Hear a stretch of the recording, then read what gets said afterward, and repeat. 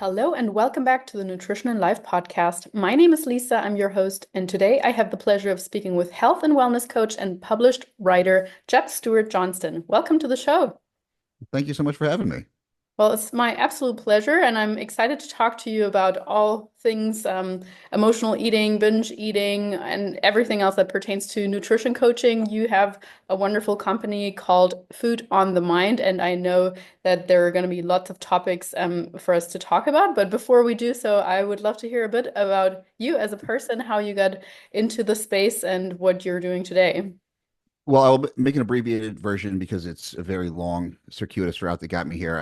I was an opera singer and went to college for a voice. I ended up transitioning into commercial songwriting and commercial singing in Nashville. Um, when in doing that, I became a bartender, ended up managing nightclubs for a little bit. I transitioned out of that career when I moved in with my wife because she was tired of me working at nights. So I became a hairdresser and worked as a celebrity hairdresser in New York City. Worked a lot with models, supermodels. I was more on the fashion side of things. Had my work at one point was in probably every major publication. If you picked it up, either my cuts, color, styling, something was in there. Ad campaigns I had done. Um, kind of lost passion with that for a variety of reasons. Was training with a buddy of mine. I'd gotten into fitness at not until later in life. I'd always been sports oriented, but never into lifting or nutrition or anything like that until my 30s. And the training partner I had met was a guy by the name of Sean Hyson. We worked out together in New York. He was the editor at Muscle and Fitness and Men's Fitness, and he really kind of taught me everything about fitness. Introduced me to a lot of kind of the big names in the industry. I got really, very lucky with a lot of really great mentors, and became a personal trainer, opened my own studio in New York, left hair, um, mainly worked with a lot of kind of creatives, artists types, and then got into nutrition coaching and ended up going 100% online. And then over the past decade or so, I've kind of developed this model, less about nutrition coaching and more in working on the emotions that tend to drive people's struggles with nutrition, with health, with wellness, rather than working only on the what I call the side effects, which are weight, and those things are side effects really of, I think, people's larger mental, emotional, spiritual physical selves, rather than those causing these issues. Well, wonderful. It sounds like you've had seven lives all in one. I love Yes, it when people quite a have few. a little bit unconventional stories and have dabbled into varying different things. And I think everything usually contributes to making you a better coach because you have seen so many different aspects and so many different walks of life in terms of people. So I'm curious to see and hear how you bring your previous experience, even just in the sense of working with celebrities and so on, into what you're doing right now. But I think it's so important that we have people that specialize in exactly what you're addressing. So the emotional side of eating. And I think everybody listening can relate to the fact that we're not just eating for we don't just fuel our bodies. We eat for various reasons and emotional things, even happy things. We might Mhm. be Sure. surrounding, or especially at this time of year, the year when we're recording this holiday eating, we're all joyous and letting loose and yay. You might, if at least if you like your family, you might have a nice family setting and just be like, oh, whatever, screw healthy eating today. I'm just here and taking in my grandma's food or so. So all these are also emotions. I think we often neglect that side and focus too much on stress eating and sadness eating and all these things. But I mean, tell me why you made that shift from quote unquote macro coaching to addressing those emotions. Well, I worked with a lot of clients, so great success. Plenty of people that lost 100 pounds, and more. What I found was that there are almost no long-term success stories in that world. Not because the dieting doesn't work, right? They can point to the actual results of what occurred from the diet. It's just more so that the diet itself never addresses the reasons a diet was needed in the first place. Sure, there are environmental reasons, such as hyperpalatable foods, which makes the eating environment much more difficult. We are largely sedentary. But we have a particular issue in the United States. And in your Germany, you said you live in South America? Yes. Whereabouts are you? I'm currently in Bolivia. I've spent a lot of Okay. time over the last few years in Colombia, but currently I'm in Bolivia. So one of the big differences between the United States and Western Europe or even South America is that societally, environmentally, so many things are built in to the structural life, such as integrated movement. Cities are built to be walkable. You don't have mega superstores with 85 kinds of cereal. You go to get your bread one place, you go to get your meat one place. Um, uh, your social environment is so much more important. It's not like here where people's social events revolve around what practice they're taking their kids to. It's like having a robust social network is so important in those places, and so we have this kind of isolation here, and that's what I saw in my clients was they didn't have a sense of community. They didn't have a sense of even autonomy in their choices. Everything was dictated by these external things. And how do we create this kind of internal locus of control when everything seems to be pulling you in different directions? And that's when I realized that this was an emotional issue. This was an internal issue. This was not a thing of like, oh, I don't know what to eat, because everyone knows what a healthy plate looks like for the most part. There's the outliers that don't, but most people do, and they still choose this other thing. Well, why is that? So to me, that's what's fascinating. And so my own personal interest and just not wanting, like, macro coaching's fine. It's boring to me. I'm not really interested in throwing numbers at people. They can get an app to do that. This is somewhat selfish. That doesn't interest me. What interests me is watching people do things that they know are antithetical to their goals and still doing them, and me being like, okay, that's wild. Why do people do that? Why do we all do it? And so, can we arrive at those, maybe not answers, but can we arrive to some different solutions for the problems they're facing? And can we address these in a deeper manner that allow you to live your life while also embracing a quote unquote healthier lifestyle? I really like how you're putting that, and from what I'm hearing you say there as well, like with people being more isolated, and I think in general it's more of a kind of a buzzword almost, that there's like a mental health crisis with that Mm-hmm. as being more isolated. So of course there's I do see a very clear difference between, for example, even Germany is a very individualistic society. You know, we were like Mm-hmm. taught to pursue our own fulfillment through in terms of our careers and so on. Versus here, it is even more so family based and so on. But I think the US is another level up higher of isolation, personal isolation, perhaps Mm-hmm. at times, because you often have to move so far away for work purposes and so on. So I do hear a lot that many people in the US are struggling with mental health, with feeling Mm-hmm. lonely, with not being able to connect to people. So how do you go about addressing that with your clients though? Because you might be uncovering that layer of like, okay, you're eating because you're lonely at night or so, but you can't just say Mm-hmm. like, well, go out and make 10 friends. It would be nice if that was the cure. Yeah. But yeah. Yeah, well, there's a difference between loneliness and being alone, right? And so we have this, I deal a lot with what I refer to kind of as my demon genius platform, and that is this idea that we all struggle with these demons, right? When you hear someone say like, "Oh, a part of me is wants to do this, and another part of me wants to do that," well, I actually just there's a methodology called internal family systems that talks about this. And so I actually just extrapolate that to like, okay, well, what that part of you, cool. Like, what is that part? Like, real simple. It doesn't have to be some deep-seated emotional drawing out. Like, what is that part? What's it trying to protect you from? And I'll call that your demons, right? And so everyone has their demons when they talk about self-sabotage or the critic or whatever. Well, interestingly enough, the Greek origin of demon actually means deity or genius. So within your demons are your genius. Part of why you're so good at these other things you do is because of these things that might be holding you back in another avenue. Can we make those quote unquote demons into allies that help us rather than harm us? And so it's really that simple self-awareness to start of saying like, oh, I'm doing this thing. It's like, okay, because I'm lonely. Oh, well, that's great. You can identify that. Well, you've got this board of directors in your head that you can talk to. You've got this self that you can become acquainted with that will make you feel less lonely, even when you're alone.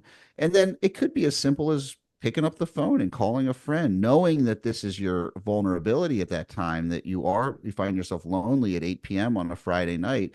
Hey, what can you do? It's going to require, this is where we kind of vacillate between that systemic issues and the personal responsibility part is like, okay, that you're isolated physically, but you do have an ability to reach out to somebody. You're going to have to take that on. That's going to be hard. It's going to feel uncomfortable. You don't want to bother people or whatever, but find a way to do that for yourself. It's not selfish. It becomes selfless because it allows you to be more connected and to actually help others too. Yeah, I think it's there's a really good point to this because it also insinuates that we have to put some effort into things or into creating and building and keeping those relationships ourselves Oh because yeah.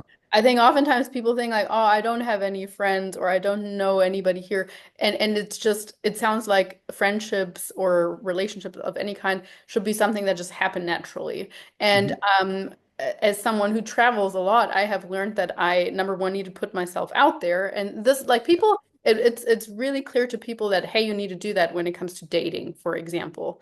Or, hey, you need to put in some effort if you want to have a good relationship with your family members. But when it comes to other relationships, like friendships that are not existent yet or so, I think it's a lot less obvious. And so I ha often go out and be like, okay, I'm not using my headphones when I'm going to the gym, at least not every Right. day.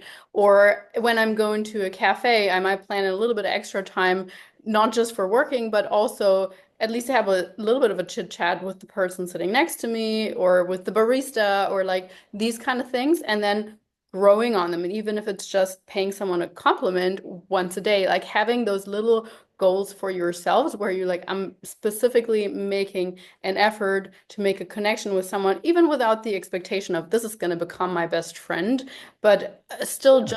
just putting yourself out there. And and I'm saying this because I too used to believe like friendships, either you have them or you don't, they happen or Mhm. they don't. But just like with everything else, I have found that it requires effort, it requires time, and it requires continuous nurturing. Otherwise, they're not going to stay or come into existence. Yeah, my word for 2024 was curiosity. And if I can approach everything with curiosity rather than judgment, I tend to do way better in social situations. I'm not a naturally like social person. I'm from New York, like I moved down here to South Carolina. It's a very different culture. It's like you just talk to people. And honestly, it's been the best thing for me because it forced me out of my comfort zone of just like isolating. But there's a lot of other avenues you can take. One of the things that for me is so big is I do jujitsu every morning. I go to a 6 a.m. jujitsu class, and like, yes, we train and we're beating each other up and all that, but a big part of it is this like fellowship. If it's a social, we all have a group chat that we procrastinate all of our work during work days and chat on there. But to your point, it does require nurturing and it requires reaching out and it requires being uncomfortable, especially for a lot of us who that's just not my fallback position. It's like I'm fine in my office with a book. Like I'm okay with that. But it is good for the soul and it's important for us to feel connected. Yeah, absolutely. I am more introverted by nature as well, so I've definitely Mhm. found that it just requires some effort. And I've also learned that it's fine to do it on my terms. It doesn't mean I need to go out at 10 o'clock at night and sit in a bar, which both of these things I hate. So Right. it can be in my terms and trying to meet people in a coffee shop or library or wherever I go. But yeah, I'm curious that once you have kind of like uncovered some of those layers of like why someone is eating, what are some practical strategies that you give your clients in terms of overcoming that urge to engage in that when it's so clearly against their actual goals? So I have a kind of scale that I try to grade people on in our initial conversations. I give them a little strength finder test to start, and then we have a little exercise that they use to build their kind of what I call their action plan, and that's their values, and then we create some goals, which are some behaviors that fall under that, and some actions, some actual specific things they can take to get there.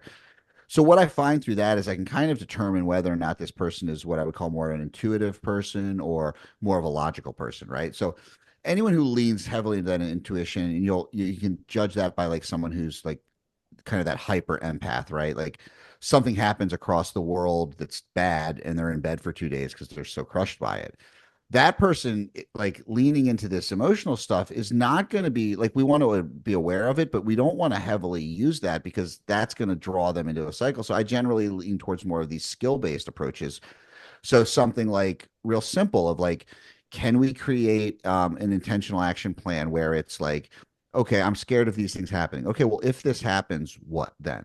Right. Or maybe a pros and cons list, like very simplistic, almost like seemingly childish tools that are very specifically logically based and takes some of their emotional leanings out of the picture.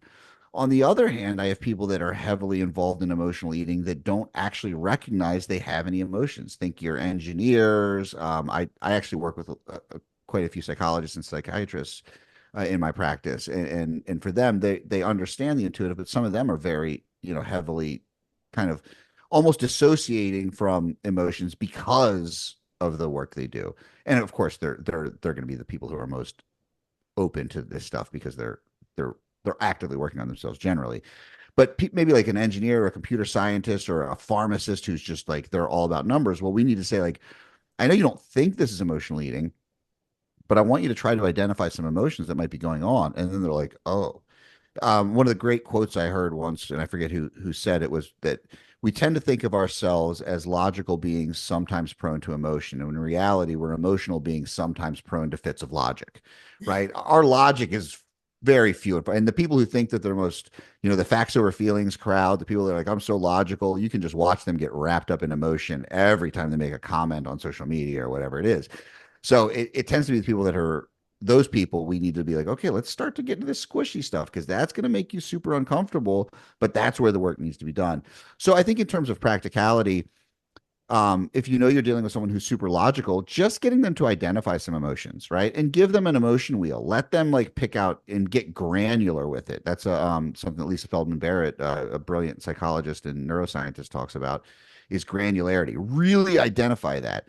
And then can we start to see where that trips us up? On the other hand, those other people, right? What is some really just simple skills based stuff? Like I said, like a pros and cons list, or if someone's engaged in an emotional eating episode, what can we do in that moment? That could be like doing some burpees, putting a cold ice pack on the back of your neck, something to break the behavior at that moment. So then we can start to do some of the work with it. And that might be sitting and doing a breathing exercise or a somatic exercise where we try to feel where that is in our body, what the anxiety is. It, what is that? So just kind of knowing that vacillating between these two sides of like more intuitive approaches and more skills based approaches, and where is that appropriate? And that just takes some time. But I think if you have a good relationship with your clients and trust, you can try things out because not everything's going to work, and just see what works for them, and keep trying things. And what works this week might not work next week. That's the other thing. And so like having a large toolbox is very helpful. Yeah, I think that's such a good point, and everyone listening, and even myself, as you walked through some of those traits of the two kind of categories, I think we also sometimes might be shifting in and out of one. Even though Yep. I probably would classify myself as more like the second bucket of like, oh, I'm just a logical person, blah Yeah. blah. I no doubt I sometimes fall into that first category. So as you said, having more tools to use whenever appropriate is probably a really good way to go about it. Yeah, it's just a spectrum, right? Like, and we can move along it, and that's that kind of biopsychosocial model. Is some of it's biological, some of it's psychological, and some of it's social conditioning. Any of those things changes in your environment, obviously your biology is not going to change, but those other two pieces are highly malleable. So you can be in Bolivia right now, and then you could be in Argentina in a month, and that might change how you respond to stimuli. Yeah, definitely. And one thing I wanted to pick up on that you mentioned earlier, and that was the verbiage that you use, or the getting people to get very specific on Mhm. what kind of emotion they're feeling. Because I truly think that the English language in particular, but actually probably most languages in this world, are super limited when it comes to granular or being very specific about how we feel. We just say like, oh, I'm stressed. Like everything is kind of under that. Everything's stressed, right? Every single client.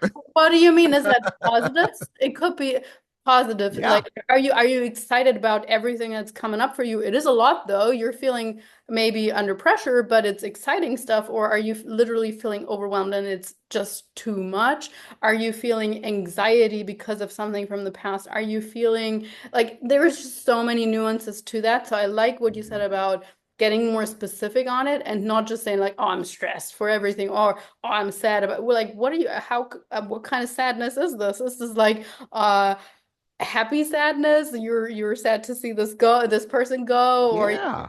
there's just so much to that. So I think journaling or even just talking to someone Mhm. about it is so helpful when it comes to like, okay, why am I actually feeling that? Why am I feeling anxious? Like, what kind of anxiety is that I'm actually perceiving? Because you might find that it's actually something positive or something that has to do with your past. And so the more we can kind of like uncover that, I think that that's really helpful. Yeah, as a big fan of my hobbies include reading philosophy. I know my hobbies besides jujitsu is like music, jujitsu, and like I love to read philosophy. I love to read about language, and that's one of the things about language in general is that it is always incapable of actually describing the human experience. We're just finding the closest label we can find to what that is. And so, like you said, talking about it, journaling, I mean, all journaling is just writing stuff down. I mean, 90% of the time when we have a problem we're running through in our heads, writing it down, it's so dumb. But just writing it down changes the perspective and be like, okay, what am I actually afraid of? Okay, that's silly. Like, I already have 8 solutions for that lined up that I know I could do. Like, I don't need to be afraid of that. Yeah, it really puts some distance. It almost makes you like an observer of what you're feeling. Yes, Like you're that's a telling great it way to to put it. someone else, and you're just suddenly like, oh, with this bird's eye view, I'm trying to explain it to, well, myself in this case. But yeah, I think that that's really the beauty of where that comes in. And you mentioned something else, which was like the influence of our surroundings, or like the Mhm. systemic influence on our behaviors and so on.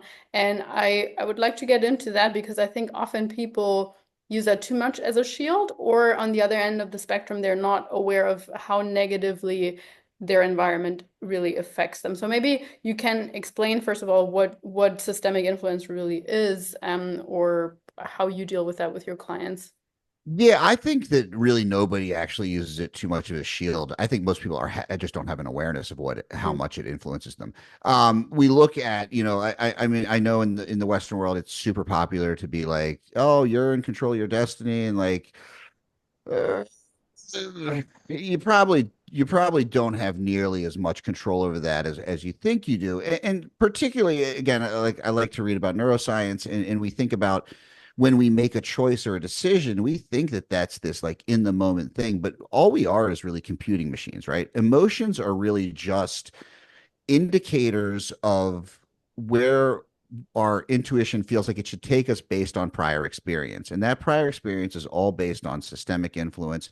Again, if you were raised in the United States versus being raised in, say, Thailand, your entire outlook on the world is going to be vastly different. We look kind of at the societal influence, let's say in the United States. Again, the thing I'll come down to is like we as a society believe that like choice, freedom, all of these things are the ultimate forms of freedom. But I would argue that having 85 kinds of cereal in the aisle is not necessarily freedom. It's just allowing you to get blinded by choice and kind of fall into buying more stuff, right? Consumerism, whatever that looks like. So we naturally have an inclination here to try to uh, buy our way or bootstrap our way out of all of our problems. Which unfortunately is the only solution we have here because we're not set up. I spend a lot of time in Europe and like I go to Amsterdam. Anyone that I see that's like overweight or even borderline obese is usually from another country, right? Because there's what 500,000 people there, what 1 million people there, and there's like or there's 500,000 people, and there's like 1 million bikes or whatever. Like the fact there's twice as many bikes as people, everyone walks everywhere.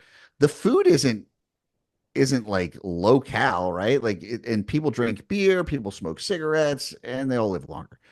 But the stress is way lower. Even though Amsterdam, I would say, Netherlands are definitely more not quite to the U.S., but more say than most continental Europe, right? If you go to France or you go to Austria, it's going to be a little bit more societal, right? And then you go to the UK. UK is a lot like the United States, and in Australia, I think is a lot like the United States. And you start to see obesity kind of ramp up a little bit in those places. And I think a lot of that has to do with the underlying stress, right? When people say they're always stressed, you go to South America, people who have so much less, that have less choice, maybe they don't have, but they seem to be a lot more content. Now, obviously, there's going to be other struggles there, like in terms of healthcare or access to certain things, or even access to healthy foods, like in some places, which we find here in the United States. We find food deserts. So I think understanding that you are so influenced by our environment that you don't even know it, that allows you to then be like, okay,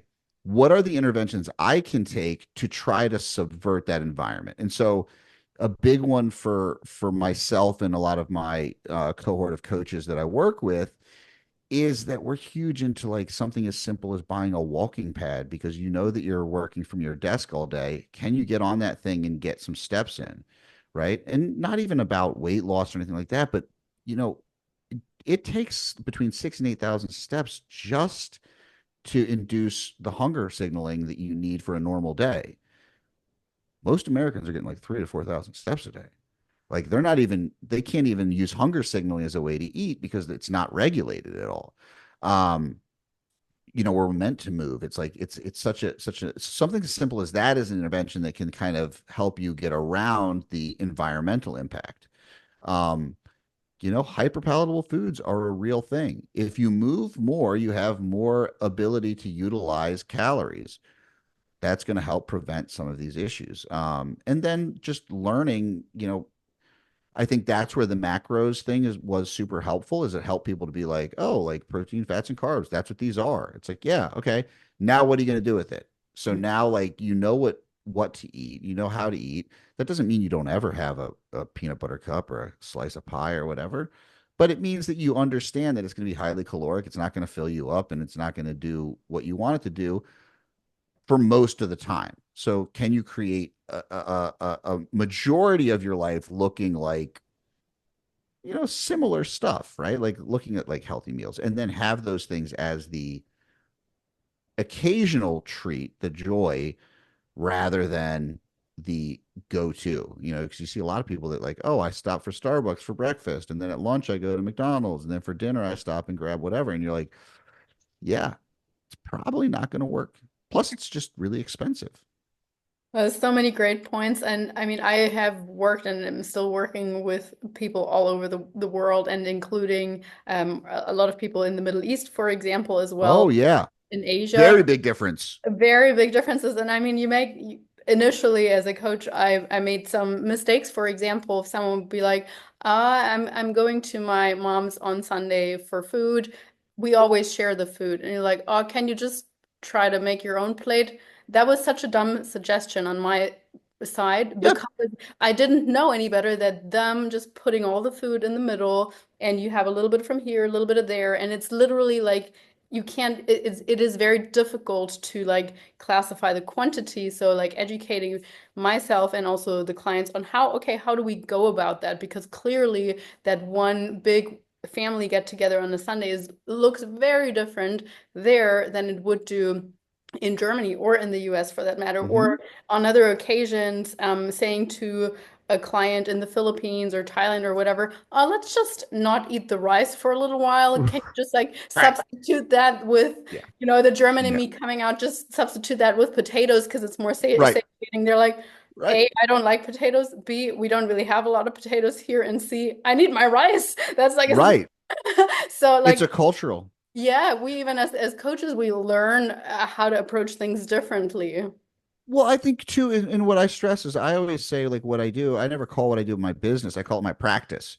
And I tell clients, all we're doing is practice. And so if you look at it like that, that's not a failure. Now, if you had done that and then kept saying, no, you just have to figure out how to make your own plate, like that would be a failure. But you were practicing, you were like, oh shit, that was a blind spot I had that I didn't know how can I remedy that? How can I fix that? Okay, cool. You're working on the same things that we work on with our clients, and understanding that that's just good coaching. Well, thank you. And I mean, yeah, continuously trying to grow. And I think, of course, while each country has some advantages and disadvantages. So, for example, I also, when I went back to the US last year for the first time in a few years, and I entered, I think, I don't even remember what hyper mega whatever store it was. I literally just went in there for a protein bar. And I could not believe the quantity of protein bars. And I was overwhelmed. And I mean, that's a quote unquote healthy food. And in the Yeah, end, I just went, I did what most people do. I just went with the one or two brands that I had heard of, slash where I knew the logo. So I grabbed what I had grabbed yeah. before instead of looking at all the 38 different kinds. And so I think that that's how a lot of people feel. They go in there stressed again or short on time, and then they're like, oh, I don't know what to grab, I'll just grab what I always grab, and that's how they're stuck in that cycle. But yeah, the other side of the, I guess, systemic influence that I was kind of referring to a little bit also, when it comes to the shield, is that more on that individual level. I think where we sometimes say, oh, everyone in my family is big boned, or everyone in my family has a hard time losing weight, perhaps. And I think that that is I mean, I don't know if your clients say that too sometimes, but I think we have that macro level of like, okay, what country are we in? What's the culture there? How much do we walk? And then we have the what are the 5/10 people immediately around you doing in terms of food? How were you brought up in terms of food? Because I'm sure that you see Oh that yeah. influences your clients as well. Yeah, there is a case to be made that, like, yeah, if your whole family has trouble losing weight, there probably is a genetic concept there. Now, what that's that the saying that I love is genetics loads the gun, environment pulls the Mhm. trigger. Mhm. So if that same family had been raised, in a completely different society, would they struggle with weight? Maybe, maybe not.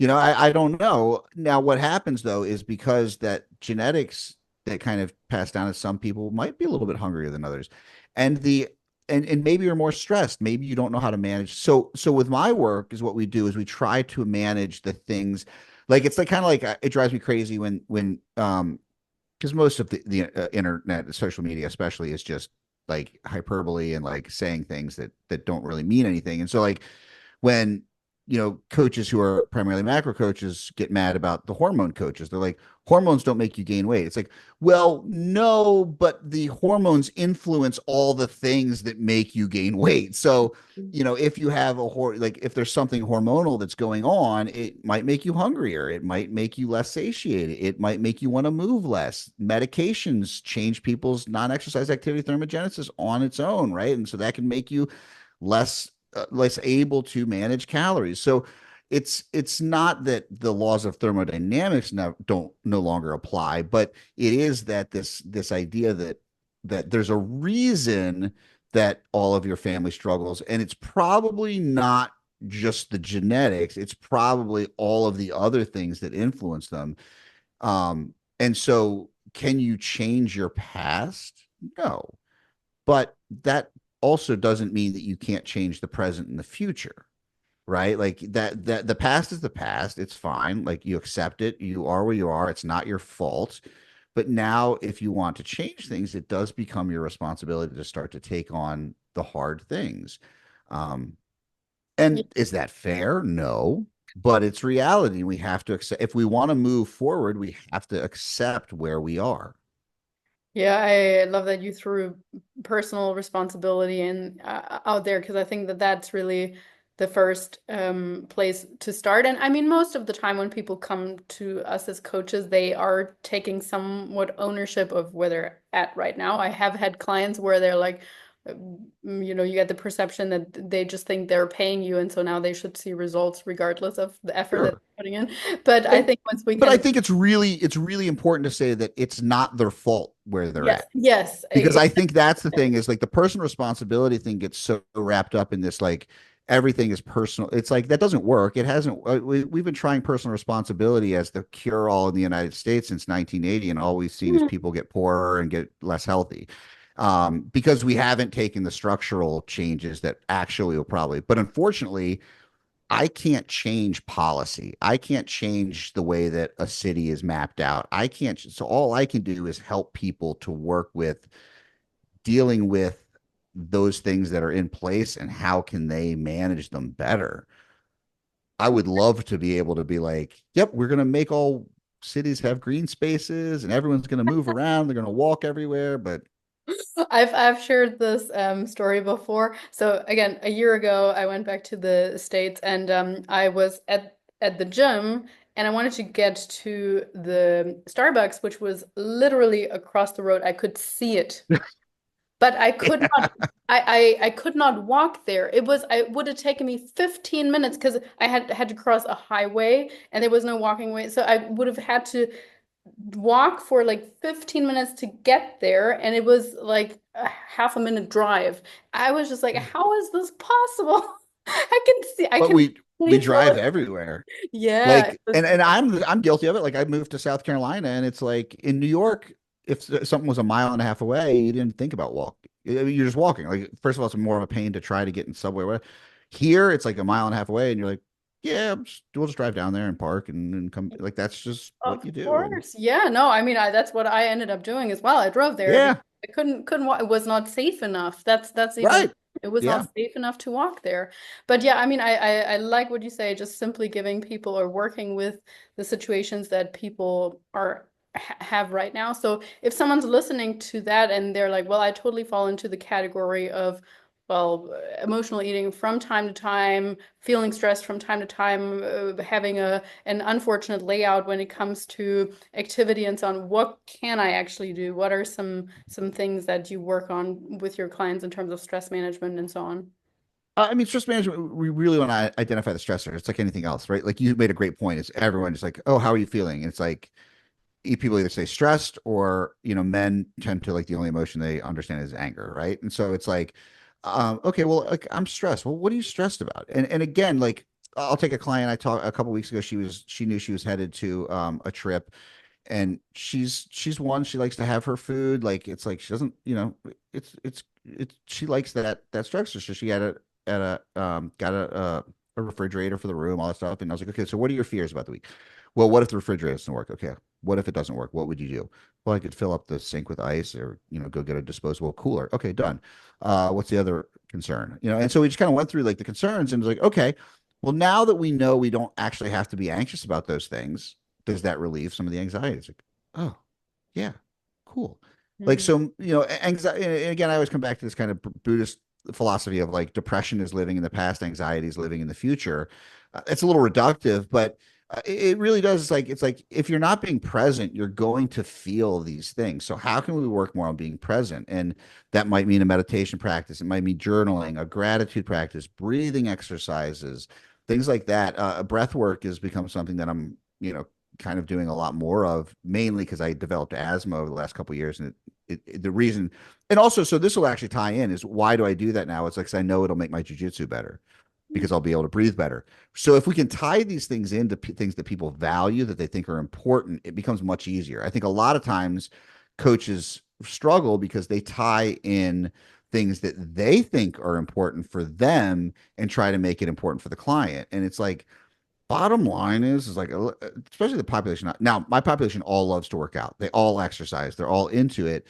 Um, but they're also then mostly sedentary the rest of the day. And then they like food and, they have social events. They have kids. So there's all kinds of snacks in the house. So how can we start to tie these things into something that's important to them, which is usually very different than people who've decided to make a living out of talking to people about food and exercise and health. Like that's clearly what we're good at. And like we think that everyone's like us. It's like, no, we're really good at this one thing. And I know that fitness people all think they're really good at everything else, but most of them are terrible in almost every other life domain. And these are all my friends. I'm friends with these people because they're all like somewhat psychotic. That's why I like the people in the industry that I do. But most people aren't like that. They have so many other things to worry about. And so, like, how can we make it important? And I think that that's when you start to realize that reducing your stress around that systemic stress, right? That stress that just sits there, like you stress, like small stress is great, like exercise, that kind of stress, like the things that really get you going, those are awesome. But if we allow that other stuff to kind of manage our lives, we don't live in the present. And so how can we make that important to them? Yeah, I think that's awesome because it really makes the life worth living, right? I mean, in the end, That I love that phrase right there. Have a life worth living. I love that. in the end, it's the present moments that add up to be our lives. And so otherwise, before we know it, we're like, oh, 10 years down the road, where did that time go? I don't even know. So, and I'm huge on breath work as well. And I think when people hear breath work, at least that's where my mind initially went, always was like Wim Hof, I need to do like a Right, right. 20-minute hard out session. And I think I always like to give people like it can be as simple as you're just pausing for a second, taking three deep breaths. Yeah. That's it. Like even just that awareness of like, oh, okay, I'm feeling stressed right now. What can I do to down or to bring my heart rate down a little bit? Exhaling more deeply for a few breaths right here at my desk in the middle of an office. Nobody's going to see it. Sweet. That is a form of breath work as well. It doesn't have to be that 20, 30 heart out breath work session in the morning paired with your cold plunge, paired with your workout, paired with 20 minutes of sunlight viewing. It does not have to be that. Yeah, because all it is, it's like a meditation, right? You're just bringing awareness to the moment. You're paying attention to something very specific, allowing your thoughts to kind of pass through. But it brings a focus, and that's and from a central nervous system response, it actually does a lot for kind of getting you like out of that sympathetic and into the parasympathetic. But like even beyond that, it's just bringing yourself into the present moment. That's Mhm. it. And like, and all the other benefits are huge. That's why I'm doing more of it, is because the other benefits. But at the end of the day, that presence is just that's the simple thing. Yeah, absolutely. And I always think like experimenting with these things and just finding what works for that person, just to your point, is exactly it. Whether it's like something like box breathing or whether it's literally just more exhale, more deep exhales or so, like And meeting. there's no negative. There's no Yeah. cost, right? Yes. Like okay, so yeah, maybe you lost 5 minutes of your day. Okay. But did anything bad come out of paying attention to your breathing? No, no. It's Exactly. so something, even if nothing good happens, at least nothing bad happens. So you can try it out. And I find that there's probably no one on earth that would not find some benefit from it. It just has to be consistent, and you have to, like That everything else, you gotta work, you gotta do a little work. And unfortunately, at the end of the day, like I would love to come up with, if I had a way that wasn't like, a lot of people will come to me in my coaching and they're like, I'm so tired of macros, like all this stuff feels like work. And I was like, I got bad news for you. This stuff is going to feel like a lot more work. This stuff is actually super hard and uncomfortable. Uh, if I knew a way that you didn't need to, I tell everyone, I'd be flying on my private jet to your podcast instead of talking on Zoom. Yeah, absolutely. Well, and I wanted to highlight that one word that you threw out there, and that's like my favorite all-time word, and that's just doing things consistently. I think particularly when it comes to things like meditation, journaling, and breath work, we think like, oh, I did it 3 times in a row and nothing happened. Like I don't feel any better, I don't feel any different from it, so it clearly doesn't work. But I know that that's not how these things work. It's just like if you go to the gym 3 times and you feel like okay, you might feel a little bit sore after that, but you're still not going to have like a huge biceps or whatever, and you just say, oh, it doesn't work because I still don't have a bicep, have a bigger bicep, and so it's like it's that consistency, even if it's 2 minutes a day. Yeah, and I think that comes down to like the outcome process kind of thing, right? Like outcomes are important. We want to reach them, but all they are is mile markers. Mhm. Because the interesting thing about goals is, especially people who are very goal oriented, is achieving goals doesn't actually feel that good. Like it feels good for a short moment, but then you're like, ugh, like now I feel bad because I'm done with the thing that I've worked so hard for.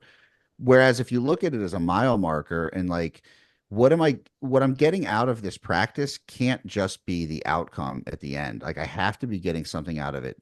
And so I've been big on a kick of like rituals over rules and like thinking about your daily rituals and what are my daily rituals? Well, my daily rituals are to get some type of movement in the morning, right? It's not I have to work out for 60 minutes at the gym because that becomes setting myself up for failure. Whereas if I say, the ritual is that I want to get movement in every day, I'm setting myself up for success because it doesn't have to look a certain way. And that's same thing with like journaling. It doesn't have to be like, oh, I have to journal every day for 30 minutes. It can be like my rule is to journal every day. That could be one word. It doesn't have to be anything profound. And so I think like to your point, the way that we build consistency is to find value in the thing we're doing versus the outcome we're pursuing. Yeah, wonderful. I mean, Jeb, you've given us so many wonderful things to, well, think about, but also even put into practical action. And I'm gonna make sure to put a link to your mini course, a five-day course of freedom from food obsession, into the show notes Yes. because I do want people to go and check it out. And if you listening have feel like you have been spoken to in the sense of emotional eating or anything like that, you're gonna benefit from this course. I have absolutely no doubt. So thank you so much for your time. Honestly, it's been a pleasure speaking with you. Yeah, it was great to meet you. Thank you so much for having me. My pleasure. And yes, I will also, of course, link your Instagram and any other kind of handle. So truly, thank you. Awesome. Thank you so much.